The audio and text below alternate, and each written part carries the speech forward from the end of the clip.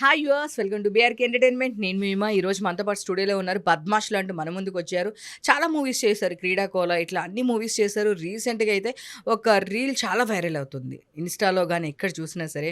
తరుణ్ భాస్కర్ మాట్లాడారు తన గురించి. తరుణ్ భాస్కర్ గారు చెప్పిన విషయం గురించి ఎక్కడ చూసినా అదే రీల్ వైరల్ అవుతుంది. సో అసలు ఏంటి రీల్ ఏంటి, దానిలో ఎంతవరకు రియాలిటీ ఉంది రీల్లో, ఆ విషయం గురించి అని చెప్పేసి ఈరోజు నేను అడుగుడానికి తీసుకొచ్చేసాను. ఎవరో కాదు, బద్మాష్లో one of the hero Mahesh గారు. హాయ్ మహేష్ గారు. Hi madam. హాయ్ అండి. అందరికి వచ్చిన డౌట్, మీరు హ్మ్. క్యాబ్ డ్రైవరా లేదు ఏమైనా ట్రావెల్స్ ఉందా, పార్ట్ టైం జాబా ఏంటి అసలు? తరుణ్ భాస్కర్ గారు బుక్ చేయంగానే హ్మ్. క్యాబ్ మీరు తీసుకొని వచ్చారు అని చెప్పేసి ఆ రీల్లో విన్నాము, చూసాము. సో మీరు అవును. చెప్పాలి దాని బ్యాక్ స్టోరీ అంటే ఏంటి అసలు? యాక్చువల్‌గా మేడం అంటే అందరూ క్యాబ్ డ్రైవర్ టు హీరో అని పెడుతున్నారు. చాలామంది అదే కింద రీల్ అందరూ క్యాబ్ డ్రైవర్లు అందరూ హీరోలు అయిపోతే మరి లెక్చరర్లు, టీచర్లు, మన వీళ్ళందరూ హీరోలు అయిపోతే మరి నిజంగా సినిమా ఇండస్ట్రీలో ఉండి కష్టపడే వాళ్ళకి ఎవరు ఇస్తారు ఛాన్స్‌లని ఒక ఇద్దరు ముగ్గురు మెసేజ్ కామెంట్ పెట్టారు కింద.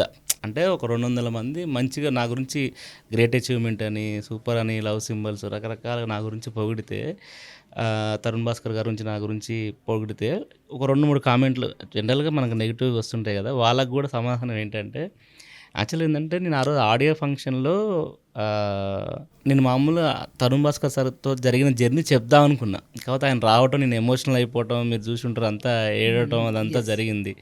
కాకపోతే అంటే యాక్చువల్‌గా స్టోరీ ఏంటంటే మేడం, నేను 2013లో సినిమా ఇండస్ట్రీకి వచ్చాను నేను. 2013లో వచ్చి నేను యాక్టింగ్ ఇన్‌స్టిట్యూట్‌లో, ఫిల్మ్ ఇన్‌స్టిట్యూట్‌లో కోర్స్ చేశాను నేను.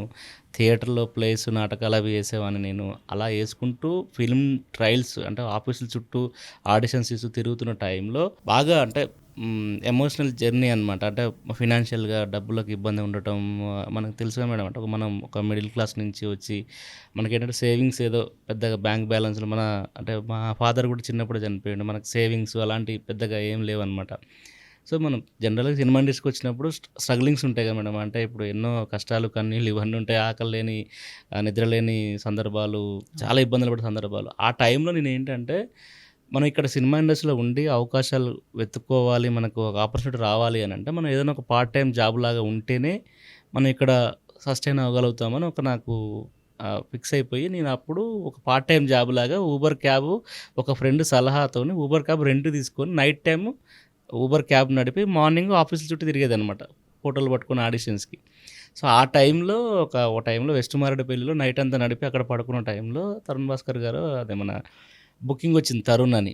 ఆ బుకింగు ఆయన దగ్గరికెళ్ళి నేను పిక్ చేసుకున్నప్పుడు వర్షాకాలం జూలై 29 సినిమా పెళ్లి చూపులు రిలీజ్ అయింది.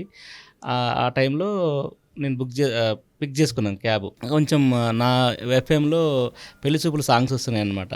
ఆయన నాకు తరుణ్ భాస్కర్ గారు పెళ్లి చూపులు డైరెక్టర్ అని నాకు తెలియదు. ఆ సాంగ్స్ ఏంటంటే 'చినుకు తాకే' అనే సాంగ్, 'మెరిసే మెరిసే' అని పాటలన్నీ పెళ్లి చూపుల సాంగే ప్లే అవుతున్నాయి అప్పుడు ఎఫ్ఎంలో. అయితే ఆయన ఫోన్ ఏదో మాట్లాడుతుని పక్కన పెట్టిన తర్వాత "ఏం సినిమాలు చూస్తారమ్మా? ఏం సినిమాలు చూసినావు ఈ మధ్య" అని అడిగారు నన్ను. అంటే నేను 'పెళ్లి చూపులు' అనే సినిమా చూశాను సార్. 2 టైమ్స్ చూశాను. నాకు చాలా బాగా నచ్చింది. ఇప్పటివరకు చూస్తున్న సినిమాలకి దీనికి చాలా కొత్తగా ఉంది, ఫ్రెష్‌గా ఉంది. ప్రతి డైలాగ్స్ గానీ, ఆ కామెడీ గానీ, పాటలు గానీ చాలా ఫ్రెష్‌గా ఉంది, బాగుంది సినిమా అని చెప్పి నేను అన్నా అనమాట. అనగానే "మీరు కూడా చూడండి సార్" అని చెప్పి నేను ఆయన్ని అడుగుతున్నా నేను. "మీరు కూడా చూడండి సార్, బాగుంది సినిమా" అని అంటున్నా. ఏం బాగుంది సినిమా, అందులో ఫైట్లు లేవు, డాన్సులు లేవు, పెద్ద మేకప్‌లు లేవు, అది ఏం బాగుంది సినిమా, బాలేదు అని అంటుండు ఆయన. "మీరేం సార్ అట్లా మాట్లాడతారు? మీరు సినిమా చూడండి, చూసి మాట్లాడండి. మీరు యూత్, మీలాంటోళ్ళు మీరు సినిమాలు చూడాలి మీరు. సినిమా బాగుంది" అని చెప్పి నేను ఆయనకు చెప్పాను అనమాట. అట్లా డిస్కషన్ నడిచింది మా ఇద్దరి మధ్యలో. ఆయనేం బాలేదు, నేనేం బాగుందని వాదన జరిగింది. దాని తర్వాత చిన్నగా రామనాయుడు స్టూడియోకి కారు ఎంట్రీ అవుతుంటే నాకు డౌట్ వచ్చింది. రామనాయుడు స్టూడియో కంటే ఎవరొస్తారు, డైరెక్టర్స్, యాక్టర్స్ వీళ్ళే వస్తారు కదా! ఈయన సంథింగ్ ఏదో అని, "ఎవరు సార్ మీరు" అన్నా నేను. "ఇప్పటిదాకా నువ్వు చెప్పినావు పెళ్లి చూపుల గురించి వాదిస్తున్నావు కదా! ఆ సినిమా డైరెక్టర్ నేనే" అన్నాడు. అయ్యో! సారీ సార్, నిజంగా మీరు నాకు ఆ పెళ్లి చూపుల డైరెక్టర్ నాకు తెలీదు సార్ అంటే, పర్లేదు పర్లేదు" అని చెప్పి నేను సినిమా గురించి, ఆ సినిమా ఇంకా వేరే సినిమా గురించి మాట్లాడేదనమాట. సో, నాకు ఆ సినిమా గురించి నాకు ఉన్న ఆసక్తి గానీ, లేకపోతే నాకున్న హానెస్టీ, నిజాయితీ ఆయనకి నచ్చి కలుద్దామమ్మా అంటే, "సార్ మీరు నెక్స్ట్ టైమ్ సినిమా చేసినప్పుడు నాకు ఛాన్స్ ఇవ్వండి సార్" అంటే, "డెఫినెట్‌గా ఇస్తా" అని చెప్పి ఆయన ఫోన్ నెంబరు నాకిచ్చి ఆయనతో ఒక సెల్ఫీ తీసుకున్నా. నెక్స్ట్ సినిమా చేసినప్పుడు కలువమ్మ ఇస్తా అని అన్నాడు అనమాట. కొద్ది రోజులు నేను ఆయనతో ట్రావెల్ చేసిన అంటే అప్పుడప్పుడు ఫోన్ చేయడం, మెసేజ్లు పెట్టడం ఇది చేసేదనమాట. సడన్గా కొద్ది రోజుల తర్వాత పెళ్లి చూపులు ఇంకా పెద్ద హిట్ అయిపోయింది. అప్పుడు మేము కలిసింది పెళ్లి చూపులు రిలీజ్ టైంలో. పెళ్లి చూపులు పెద్ద హిట్ అయిపోయింది. తర్వాత 1.5 ఇయర్ తర్వాత ఆయనకు 2 నేషనల్ అవార్డ్స్ వచ్చినాయి. అదంతా చాలా బాగా జరిగిందనమాట. అప్పుడు ఇంకా మనకు అప్పుడు ఏదో కలిసిండు మనకి నిన్న కొన్ని రోజులు ఆలోచించేదనమాట. నెక్స్ట్ సినిమా ఎప్పుడు స్టార్ట్ చేస్తారో ఇస్తారేమో నాకు అని అనుకునేది.